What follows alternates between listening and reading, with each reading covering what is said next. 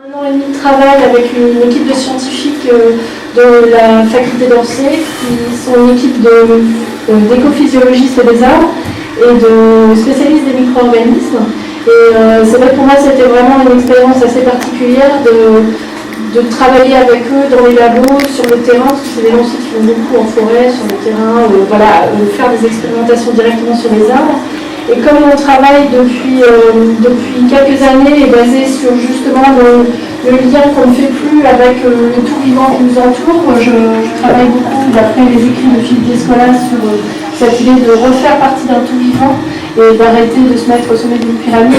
Et là, tout l'enjeu était de voir comment, à partir de ces outils scientifiques, on pouvait montrer des choses très simples mais qu'on a vraiment oubliées, c'est-à-dire que, par exemple, l'arbre est un être vivant, mais que comme on n'a pas vraiment d'outils de communication en commun, c'est un peu compliqué de le comprendre. Et on a détourné des usages de certains outils scientifiques comme des caméras thermiques pour visualiser notamment la respiration de l'arbre. Donc c'est sur le petit écran, c'est en cours de montage et c'est tout un travail qui est à la fois du film expérimental mais qui en même temps rend compte de toute cette expérience du détournement du protocole scientifique pour arriver à quelque chose d'assez simple et en même temps d'un peu sensuel de ce partage de respiration avec un arbre et de ce partage aussi tactile avec un arbre. Et ensuite, tous les objets qui sont présentés à côté découlent du questionnement que j'ai actuellement, c'est-à-dire que cette expérience, c'était fantastique de travailler vraiment au cœur d'équipes scientifiques et eux-mêmes produisent tout un tas d'images qui sont vraiment très belles, notamment avec des microscopes électroniques.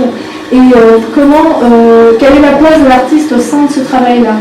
Donc ce que j'ai découvert dans un premier temps, c'est que j'avais un rôle en tant qu'élément perturbateur au sein des labos, parce que j'arrive avec des questions très bêtes, et que parfois ces questions très bêtes, eux, trouvent une résonance dans leur protocole de recherche, parce que justement ils sortent de leur type de questionnement habituel.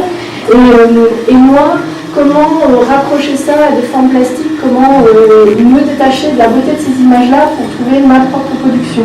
Donc là, ce sont des tentatives d'objets qui sont destinés à des séries qui font partie d'un tout qui s'appellera Forêt Noire, Forêt Blanche.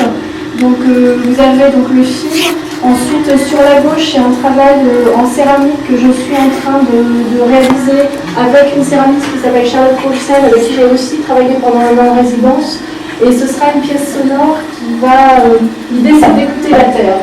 Donc ce sera une bouche qui va sortir vraiment, c'est entre le lombric et le champignon, qui va sortir de la terre. Et l'idée, c'est qu'on puisse entendre quel bruit fait la terre, parce qu'en fait, la terre est un élément vivant aussi.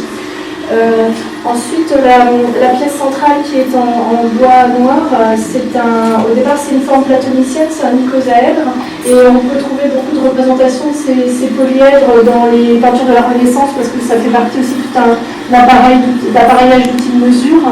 Et ce qui m'a paru étonnant, c'est qu'en discutant avec les scientifiques, ils m'ont dit qu'en fait il y avait une molécule qu'on voit maintenant au microscope électronique qui s'appelle le carboxysome et qui est la molécule qui fixe le carbone, donc on revient au CO2, qui fixe le carbone sur les êtres vivants, notamment les plantes, et qui a exactement cette forme. Donc c'est assez étonnant de faire le lien évidemment de ces formes réfléchies, pensées à la Renaissance et qui en fait existent réellement dans la nature, mais qu'on peut voir qu'aujourd'hui grâce aux moyens technologiques. Donc ces pièces tentent de faire le pont entre ces deux grands écarts, et à l'intérieur il y a des images réalisées en caméra thermique avec des outils d'aujourd'hui. Et ensuite ça dérive sur vraiment des idées plus, on s'éloigne de l'imagerie scientifique pour arriver sur des préoccupations qui croisent aussi d'autres recherches que je fais notamment autour du sucre. Donc la pièce blanche qui est dans le dos mais est en sucre, c'est simplement du sucre de la maison traditionnelle, parce que la canne à sucre, elle est vraiment le produit de l'interaction homme-plante. Pour moi c'est un peu le bout vraiment assez poussé, c'est-à-dire que la plante dont est issu le sucre aujourd'hui n'existe plus dans la nature, bien que ce soit justement la production mondiale en tonnage qui soit la plus importante au monde.